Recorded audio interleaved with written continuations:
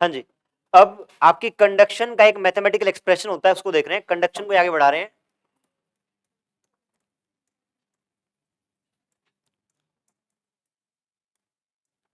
Late से यहां पर ये एक रेजर्वोयर है और यहां टेम्परेचर T1 मेंटेन कर रखा है आपने। ये एक रोड है, मेटल रोड आप इसको मान सकते हैं। दूसरे एंड पे एक और रेजर्वोयर है जो टेम्परेचर T2 पे मेंटेन कर रखा है। रेजर्वोयर का मतलब है कि यहां पे कुछ भी हो जाए, एक बहुत बड़ा सोर्स है एनर्जी का, और वो यहां रोड के इस एंड का टेम्परेचर T1 हमेशा मेंटेन कर सकता है। यहां पे एक ऐसा सोर्स है जो T2 टेम्परेचर मेंटेन कर सकता है, और let's say T1 is more than T2, length of this road is L, area of cross section, जो ये एरिया ऑफ क्रॉस सेक्शन है ये A है।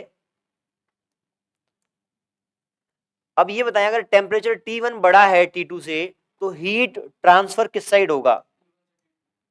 इस साइड। अब जो हीट ट्रांसफर हो रही है उसका अमाउंट कितना होगा, ये हमें देखना है। Rate of heat transfer, DQ क्या है? Rate of,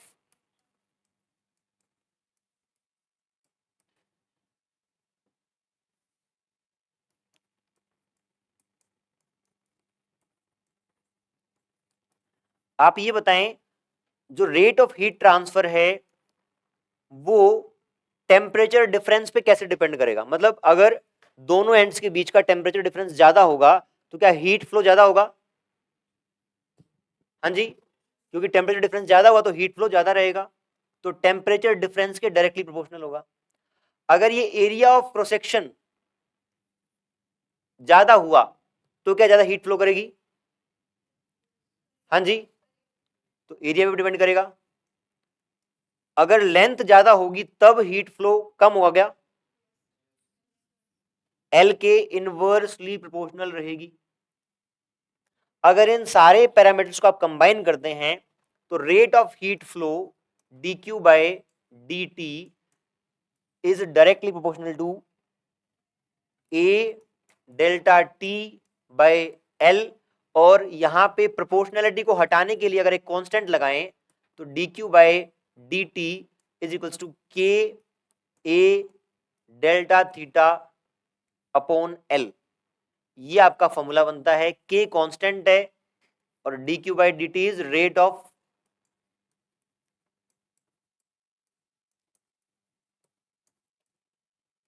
heat flow, L is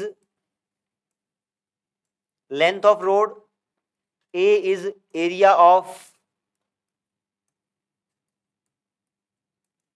cross section, and delta T is temperature difference across ends of conductor, and this constant K is called thermal conductivity.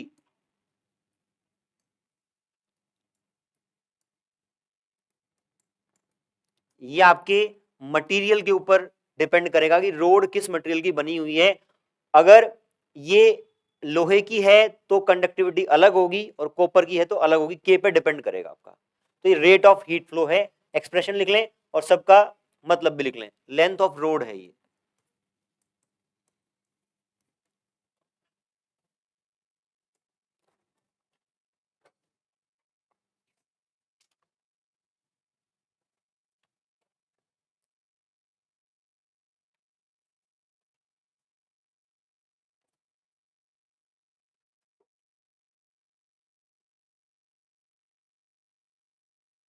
हाँ जी बेटा, reservoir आपका heat का source है, एक तरीके से सोर्स ऑफ हीट आप लिख लें।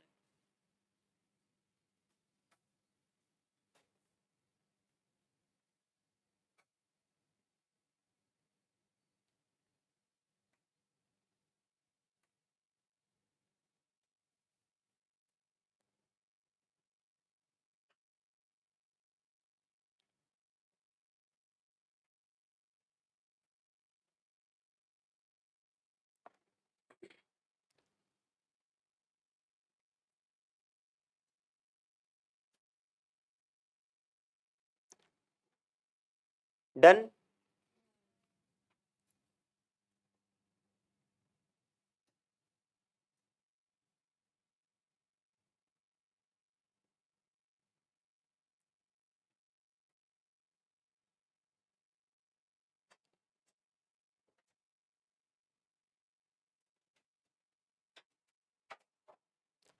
जिस सब्सटेंस की, जिस मटेरियल की थर्मल कंडक्टिविटी ज्यादा होगी वो ज्यादा हीट को फ्लो कराएगा। यहीं पे अगर एक लकड़ी का टुकड़ा होता और आप टेम्परेचर अलग अलग रखते तो उसके अंदर हीट फ्लो ऑलमोस्ट जीरो होती, क्योंकि आपका वहां पे क्या है, भले ही एरिया भी है उसका, टेम्परेचर डिफरेंस भी है, लेंथ भी है, बट ये वाला कंपोनेंट के अगर छोटा है तो आपका वो कंडक्शन कम रहेगा, के ज्यादा है तो कंडक्शन ज्यादा रहेगा, और ये डिपेंड करता है आपके मटेरियल के ऊपर।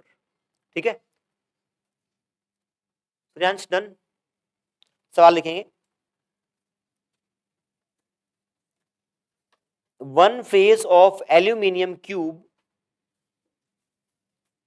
One face of aluminium cube of edge 2 meter, of edge 2 meter is maintained at, is maintained at 100 degree Celsius. One face of aluminium cube of edge 2 meter is maintained at 100 degree Celsius, and the other end is maintained at 0 degree Celsius.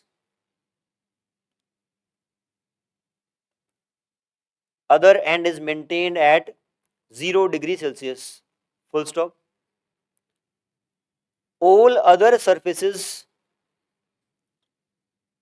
all other surfaces are covered by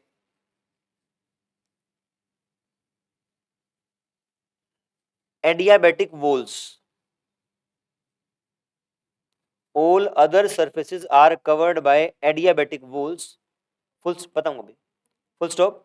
Find the, find the amount of heat flowing, find the amount of heat flowing through the cube,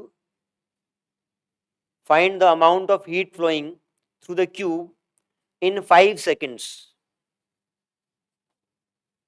In 5 seconds. और जो आपको thermal conductivity की value given है, के जो आपका रहता है फॉर्मूले में, के इज गिवन एज 209 वोट पर मीटर पर डिग्री सेल्सियस। ये इसकी यूनिट है। यूनिट आप क्रॉस चेक भी कर सकते हैं, जो आपका फॉर्मूला आपके पास अवेलेबल है। सवाल एक बार देख लें, समझ लें क्या है। एक क्यूब है, उसके एक एंड को, लेट से ये वाला एंड है, इसको 100 डिग्री सेल्सियस पर मेंटेन किया गया है, और दूसरे एंड को 0 डिग्री सेल्सियस पर मेंटेन किया गया है। बाकी जो चारों आपकी साइड हैं उनको बोला गया है कि they are covered by adiabatic walls. इसका मतलब है बाकी जो चार सरफेस बच गए उनसे हीट लॉस नहीं होगा, है ना। एडियाबैटिक वॉल्स का मतलब ये है क्या, कि उनसे आपका हीट लॉस नहीं होगा। तो ये जो है, ये जो है, ये चारों सरफेस, ऐसे वाले से हीट लॉस नहीं होगा, आपका हीट फ्लो ऐसे रहेगा।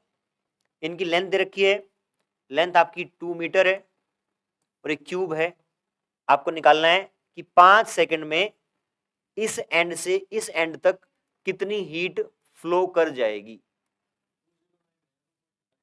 ये आपका 209 है, 209 वोट। पहले आप सब एक बात चेक करें पहले, मैंने यहां पे के की यूनिट लिखी है वोट पर मीटर डिग्री सेल्सियस। आप ये चेक करें क्या ये यूनिट ठीक लिखी है मैंने।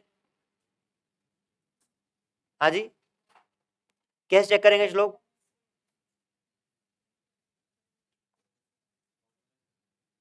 करें सब लोग चेक।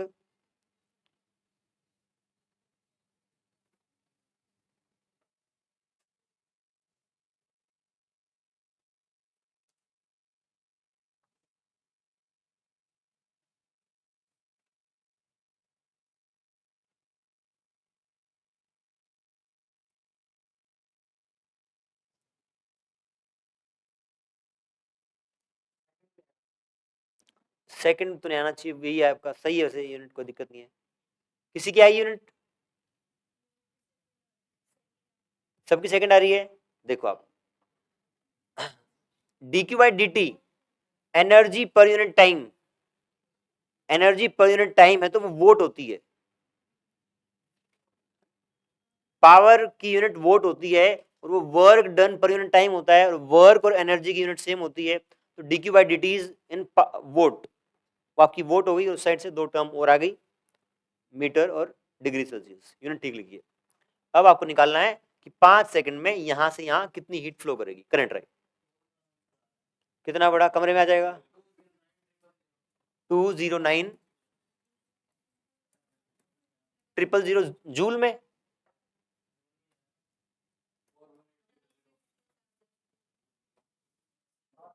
परफेक्ट है आपका आंसर, करेक्ट है। 209, इसको आप किलो जूल बोल दोगे, बताऊंगा।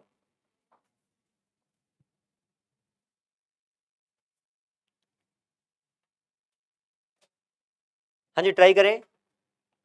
अब क्लास में आ गए हैं तो यहाँ पे ध्यान लगाएं, लगाएं, लग जाएगा।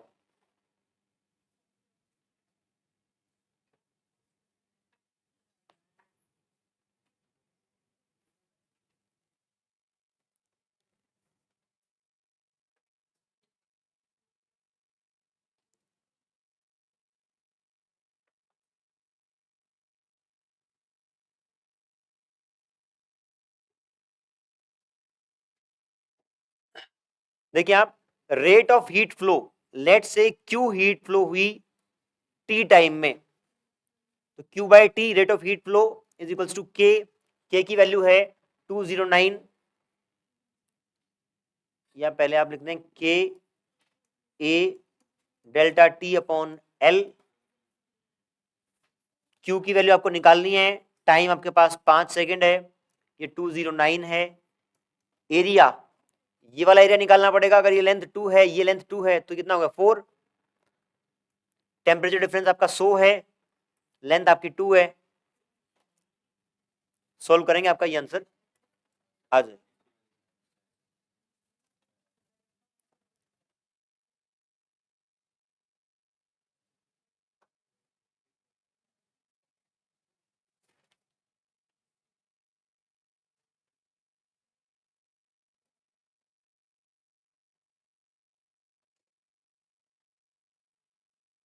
हाँ जी, done.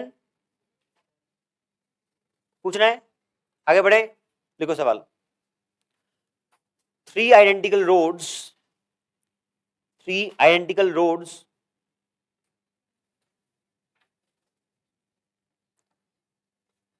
three identical rods of length 1 meter each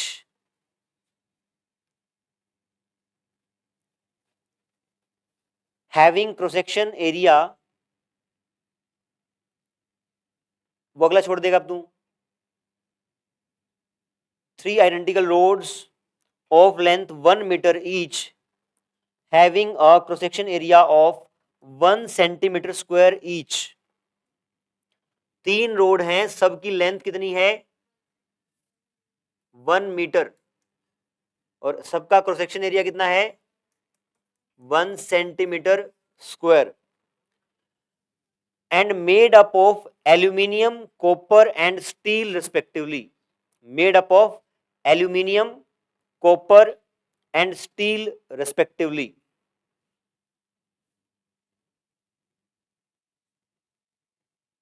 made up of aluminium, copper and steel respectively are maintained at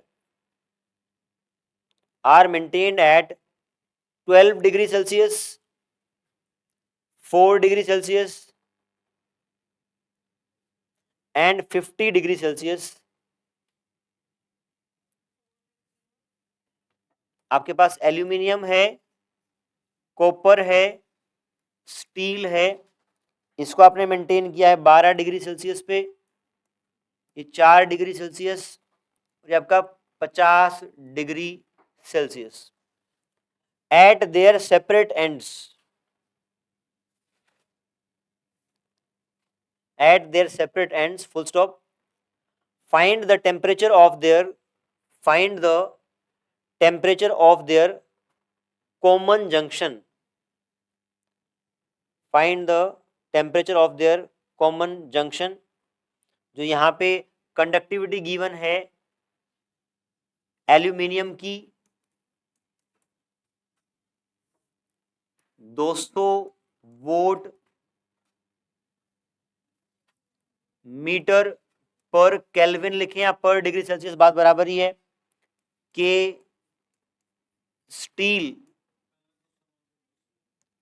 हाँ ये 200 के सवाल में इसमें के स्टील इज 50 की मटेरियल पर डिपेंड करेगी ना वो, तो कोई बात नहीं, यहाँ पे सवाल में दे रखी है स्पेशली, इसलिए आपको 200 ही माननी है।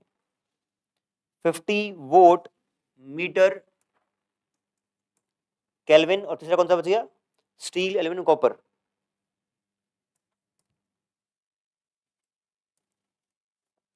कॉपर की आपके पास 400।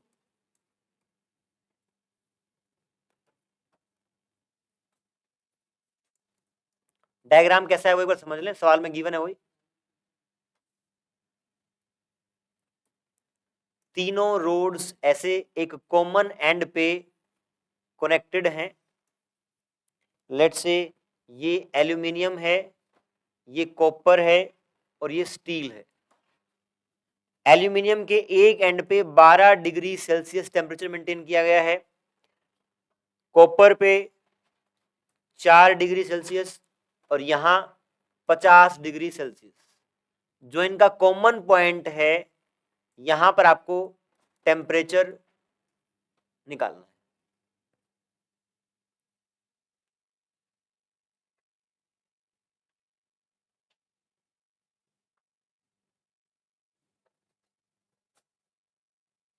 तीनों की लेंथ और क्रॉस सेक्शन एरिया बराबर है।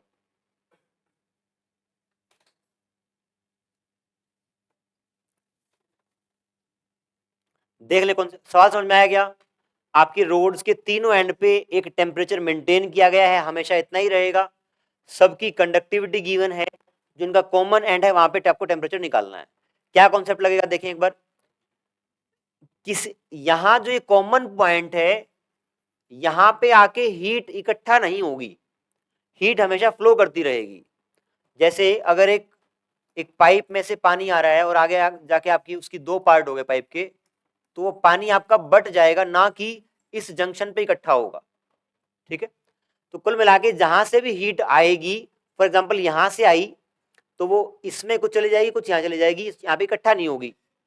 तो मैं कॉन्सेप्ट ये लगाऊंगा कि heat coming per second will be equal to heat out going per second. इस जंक्शन पे जितनी हीट आ रही होगी उतनी जा भी रही होगी।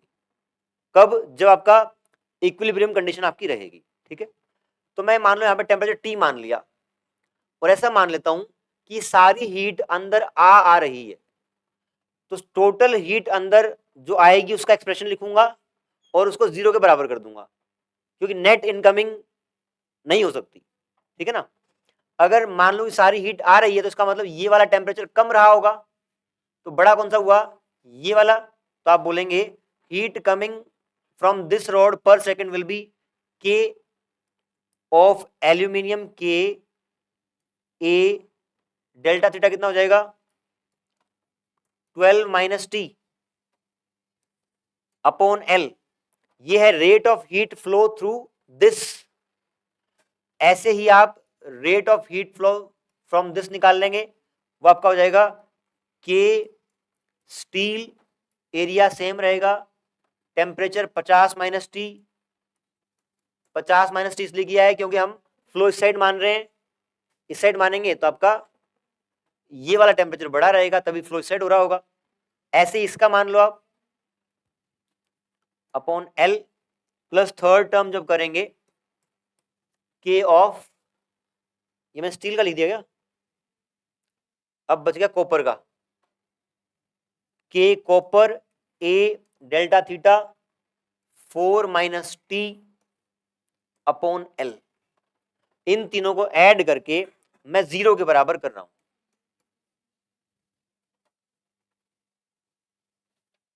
ठीक है, अब आप देखें तीनों में A/L कॉमन है। नहीं वो मैंने तो वैल्यू पुट करनी नहीं करी ना अभी, ये तो K रखा है मैंने, आप पुट करोगे की वैल्यू तो। अब A/L सब में कांस्टेंट सेम है, कट कर सकते हैं कॉमन निकाल के, कट कर दें और वैल्यूज पुट करें K, तीनों K की, और आंसर निकालें।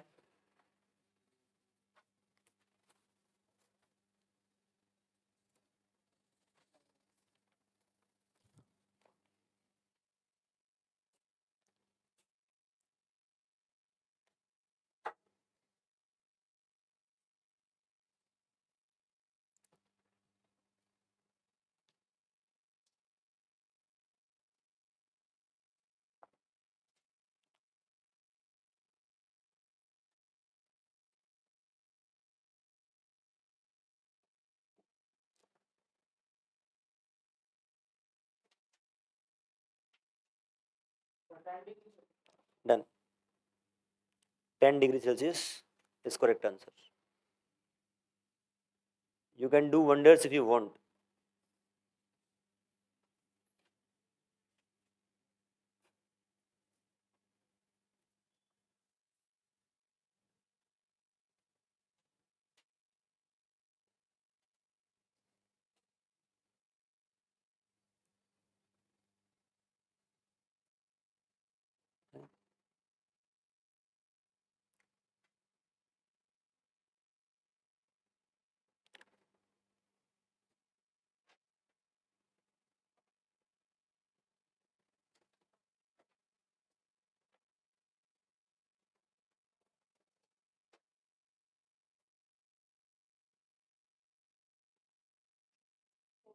टेन, इसका आंसर नोट कर लें, 10 डिग्री सेल्सियस है। सिंपल मैथमेटिक्स आपको आनी चाहिए, बिल्कुल भी मुश्किल नहीं है। आगे बढ़े। हाँ जी, कंडक्शन में आपका एक यही फॉर्मूला यूज होता है, और इसके 2 सवाल हमने कर लिए। आगे बढ़ रहे कन्वेक्शन पे।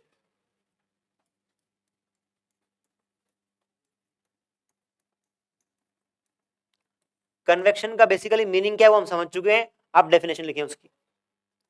Convection,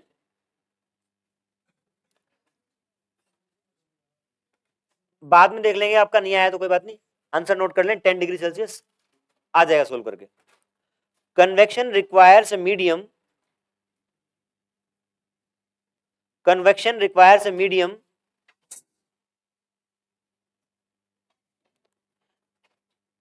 and is the process, convection requires a medium and is the process in which heat is transferred from one place to other।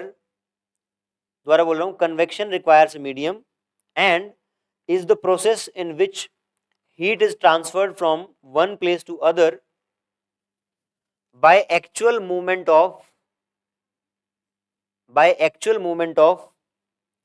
heated substance, by actual movement of heated substance, full stop। convection results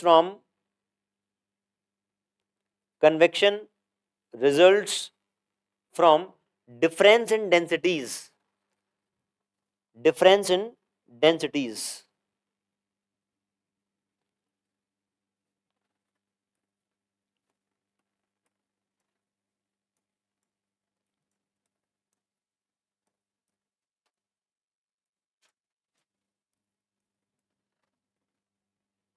Aditya बाद में बता देंगे इसको, कोई बात नहीं है ना, क्लास के बाद बता देना।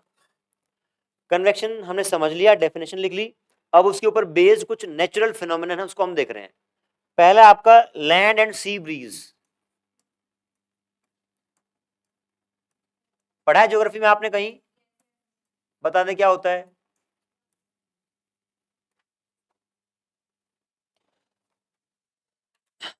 अगर आप क्रिकेट फॉलो करते हैं तो जब भी न्यूजीलैंड में मैच होते हैं, टेस्ट मैच अगर होता है तो मॉर्निंग के टाइम पे होता है।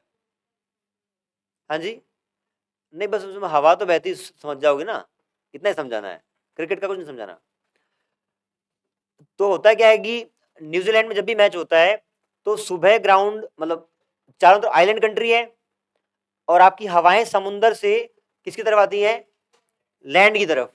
तो जब सुबह बहुत तेज हवाएं आती हैं तो वो जो बॉल फेंकते हैं उसकी स्विंग पे असर पड़ता है।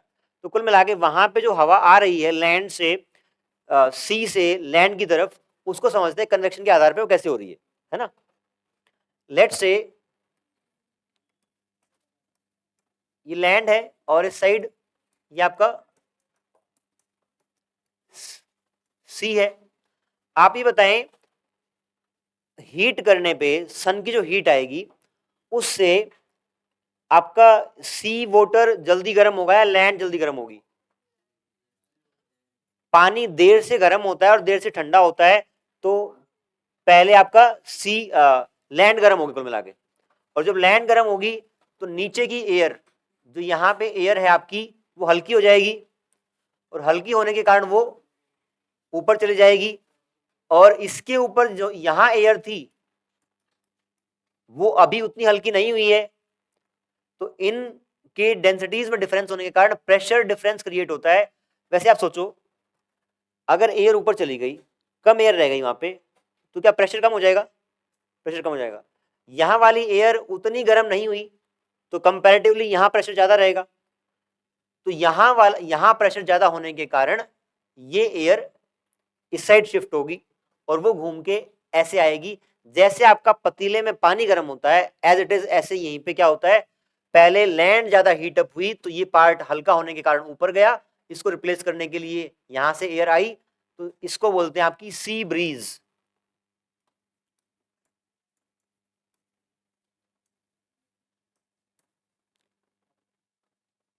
ठीक है, ये कन्वेक्शन के कारण होती है। रात के समय उल्टा होता है, जल्दी ठंडी होगी, है ना।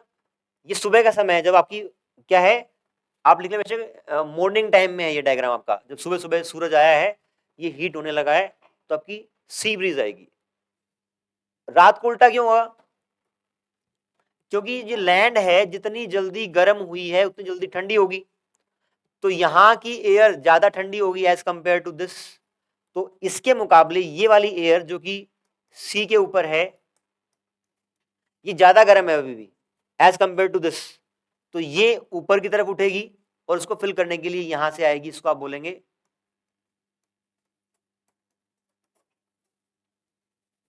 Land breeze. समझ जाएंगे डायग्राम से, लिखवाने की जरूरत नहीं है ना। कन्वेक्शन हो रहा है आपका, बस वो हीट एक्सचेंज होनी है कुल मिला के।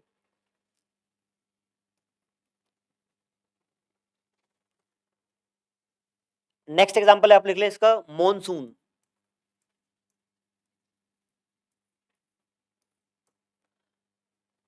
बताएं मॉनसून कन्वेक्शन से कैसे होता होगा?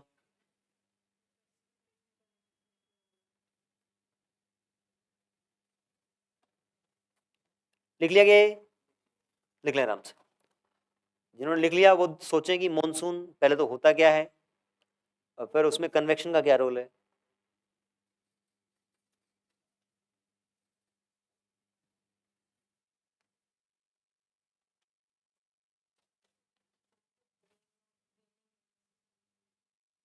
आसान है ना आज, ये आसान नहीं है, घर पे रखे हैं।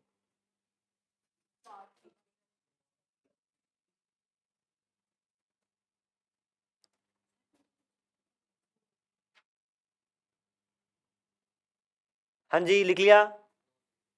राइटिंग ऐसी बनाए जो आपके बस खुद के समझ में आ जाए।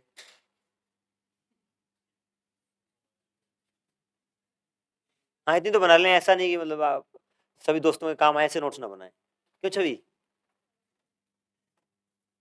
आगे बढ़ रहे हैं भाई। देखिए मॉनसून में क्या होता है, अगर इंडिया का आप नक्शा बनाएंगे,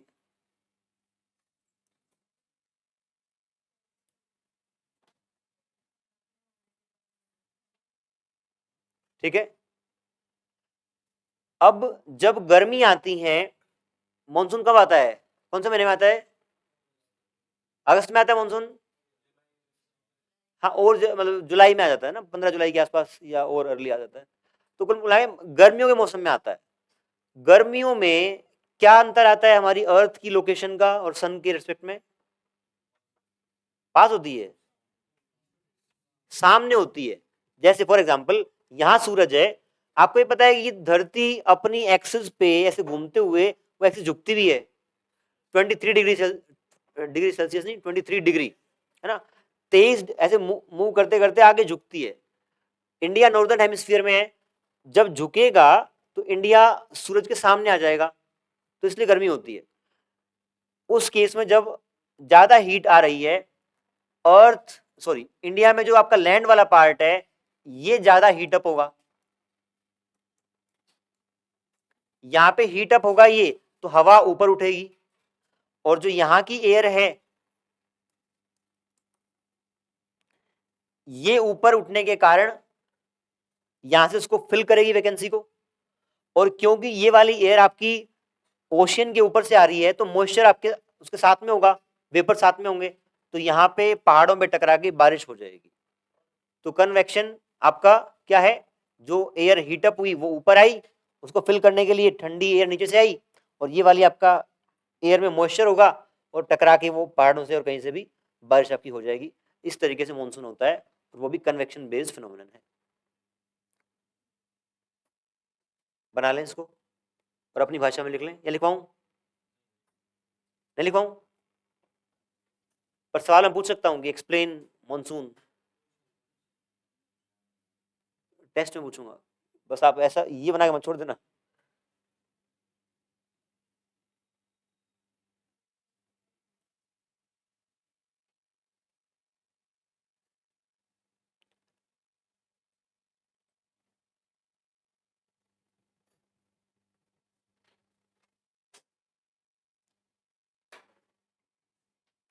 इसके बाद आपका रेडिएशन आता है जो हम अगली क्लास में शुरू करेंगे।